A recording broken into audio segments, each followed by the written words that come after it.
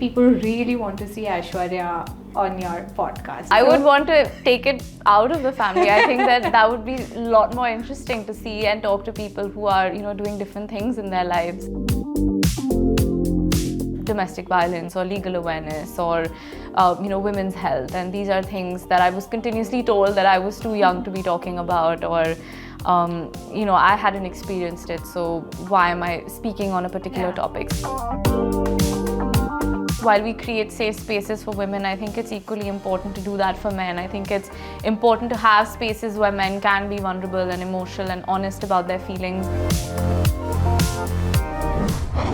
Hi, this is Ankita from E-Times, and today I have with me Navya Nanda, and I'm excited to speak to her because there's so much that we've heard from you from your podcast and now in season 2, and it's amazing that at this age, the kind of things that you're doing and the kind of issues that you're highlighting and the discussions that you're starting through your podcast and of course all the other social activities that you've been doing.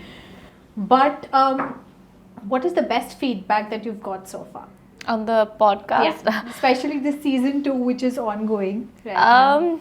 I think the best feedback so far is that people find it very honest and find it very unfiltered, which is exactly what we wanted. We wanted it to be very organic and real, and I think that's what people have said, and that makes me happy because we have been very vulnerable on the podcast. We've shared a lot of our personal experiences and stories and tried to be as true to who we are. So I'm glad that people see that as well and appreciate it for what it is. Yeah. But did you ever think that you all thought of it in terms of going into a second season and getting this sort of popularity when you started out the first one? And of course the things that you took really good care of this time around in terms of the topics that you are highlighting and all of that? Yeah, I think season 1 of course was on audio, so we didn't have video on season 1, and that's something people really wanted. They wanted to kind of see us as well while we spoke. So, I mean, season 1, people did give us so much love. I was really overwhelmed. I wasn't expecting so much love and support for the show. And I think because of that love is the reason why we decided to do season 2. And it's been really overwhelming, and very, very grateful to everyone who's watched it and who's enjoyed watching it. I think something that we did differently this season was, of course, the video aspect of it, and we also had my brother join in on one episode. So we did that was, I think, one of the most loved episodes. It was one of the most loved episodes, and it was also, I think, a male perspective, which was fresh because the previous conversations were, of course, just the three of us talking about more women-centric conversations, but this had a more male approach to it, which was, I think, different and refreshing, and he did a great job. He spoke a lot of sense, and I think he talked about some very important and very relevant things in relation to men and masculinity, and I'm glad that we could kind of have that conversation with him. And the kind of comments which came for that episode, now that you mention it, is that people loved seeing his vulnerable side. That, I mean, they found that it's very rare that men and boys are like that. So I'm sure he must have gotten a lot of those think compliments. He was also really surprised. I don't think any of us were expecting so much love and support for that episode, but I think it's of course, while we create safe spaces for women, I think it's equally important to do that for men. I think it's important to have spaces where men can be vulnerable and emotional and honest about their feelings, and I'm glad that Agastya did that, and he talked about a lot of things like mental health and faith and religion and spirituality, and I think these are things that maybe sometimes we shy away from talking about, and I'm glad that he came out and kind of spoke so openly about all of these things, and I do see a lot more men feeling more comfortable to talk about these kind of topics, which is great. That makes me really happy.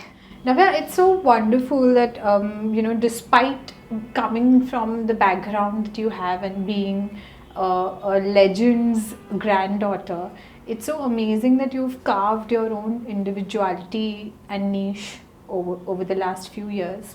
With when it comes to talking about doing things for women's health, when it comes to entrepreneurship, I think the way you've set an example. How do you look at the journey from the time you started out, and what has been the biggest struggle in terms of reaching this point so far? I think, I wouldn't say struggle. I think I'm very. And yet, I mean, in terms of, sometimes just breaking certain stereotypes or image that in general all of us face as women. Yeah. No, I think for me, I'm firstly very grateful because I think a lot of what I'm doing today has only been possible because of the privilege I come from. I think the access, the opportunity, the ease in which I was able to, graduate and say I want to start a business, and that became a reality. I think a lot of that I owe to where I come from and the opportunities that I was given and that I continue to get. So very grateful for that. And I think for me it's important to use those opportunities and do justice to them, not take that lightly, because I do recognize and appreciate that a lot of those opportunities come my way are either taken from someone else or not given to someone else. So I do have a responsibility to make the most of it and do the best that I can, not just for myself but for others as well. And that's something that I have tried to do through my work. I think maybe in terms of a challenge, I would say is, and I don't think this is something that just maybe I face, but most young people who start out trying to change the world or doing something, I think are probably always told that they're too young to be doing what they're doing, and that a lack of experience or not taken seriously enough because of their age. I see so many young entrepreneurs, 21, 22, 23, who are doing such incredible work, but, maybe are still told that they're too young, or, they don't have enough experience to be doing what they're doing. So I think that's something that most young people today kind of face. And I also, when I started out, kind of faced that, especially because the work that I do is centered around very serious topics, of domestic violence or legal awareness or, women's health. And these are things that I was continuously told that I was too young to be talking about, or, I hadn't experienced it, so why am I speaking on a particular topic? So I think that's something most young people and Gen Z probably face today. But at what point did you realize that this is something that you want to do in life, in terms of doing your bit, in terms of whatever you can to change certain lives or to raise awareness? But at what point did you realize that this needs to be done, especially by somebody from your stature who can use a certain privilege in the right way? At what point did it take? Because I don't think many young girls have that sort of drive to do something like that at that age. I think that they do. I actually think there are so many young women who have a drive and who are doing great things, but are maybe not given that recognition because they don't come from a famous family. And I think that I just got lucky that people know what I do because of my family and because of where I come from. There are eyeballs on me. People are looking at what I do, so hence they know about my work. But I think that there are so many other women out there who are doing, if not as much as what I'm doing, more than what I'm doing, and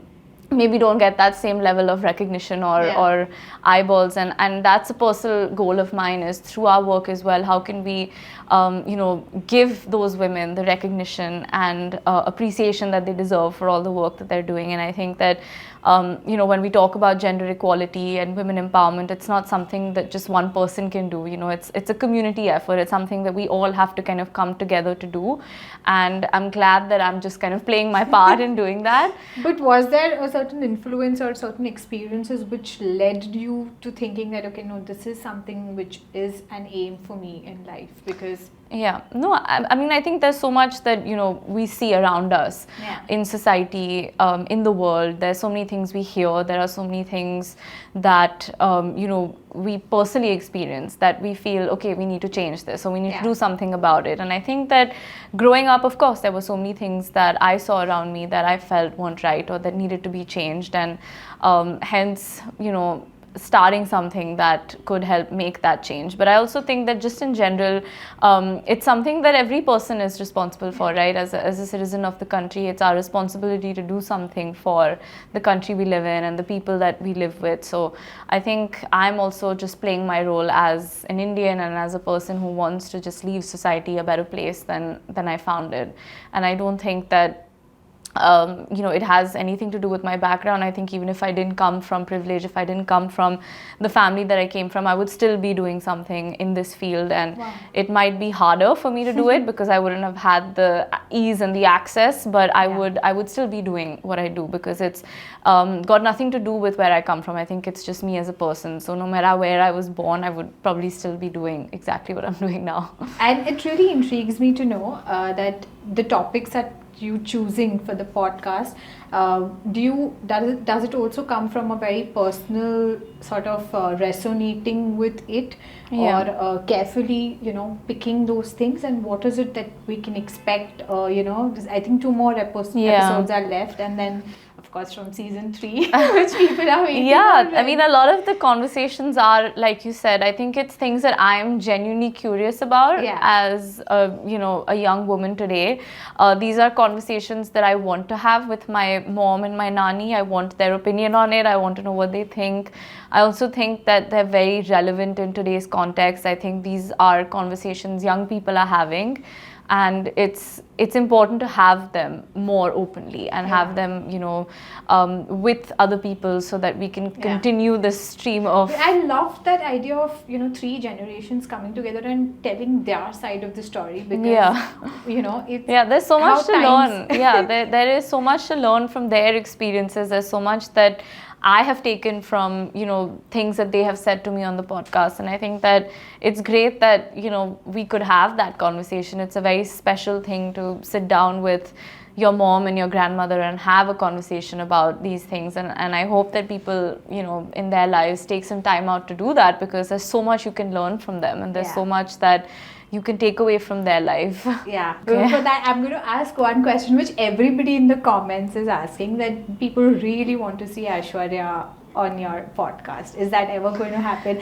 And because Mr. Bachchan and Abhishek Bachchan as well, but they really want to see. Why isn't that happening? I think season 3, if people like season 2 and want to season 3, I would actually love to have different guests on the show outside the family, because it's been the 3 of us for 2 seasons now, and I would love to call like a scientist or an athlete or someone from a completely different field to us, because I think the conversation and their insights would be so fun and exciting. So I hope we get a season 3, number 1, and number 2, I would love to have different guests of different ages. I think it would be very, very insightful for me also to interact with someone who's from a completely different. Especially after your brother came on the episode, they really want to see the rest of the family members also. I would want to take it out of the family. I think that would be a lot more interesting to see and talk to people who are doing different things in their lives, and I hope that we can do that. For a greater perspective, I think that's a great idea. All the very best, Navya. Thank you so much.